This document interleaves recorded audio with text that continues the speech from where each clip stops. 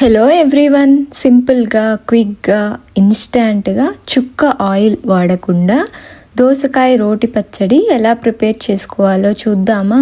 ముందుగా దోసకాయ తీసుకోవాలి. దోసకాయ అన్నది మనకి పచ్చిగా ఉంటే పచ్చడి అన్నది చాలా బాగుంటుందండి.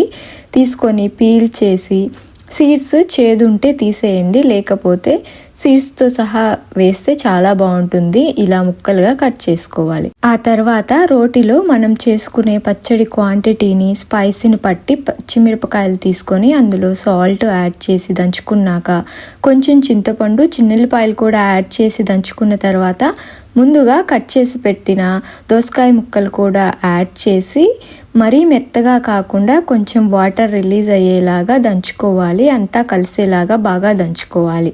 ఆ తర్వాత ఆనియన్ యాడ్ చేసి దంచుకోవాలి. ఫైనల్గా కొత్తిమీర కూడా యాడ్ చేసి అంతా మిక్స్ అయ్యేలాగా దంచుకున్నాము అంటే ఎంతో టేస్టీ దోసకాయ పచ్చడి రెడీ అయిపోయిందండి. చాలా బాగుంటుంది, మీరు కూడా ట్రై చేయండి. ఇందులో చుక్క కూడా ఆయిల్ యూస్ చేయలేదు. వేడి వేడి అన్నంలో అయినా అలాగే చల్లటి అన్నంలోకైనా చాలా బాగుంటుంది.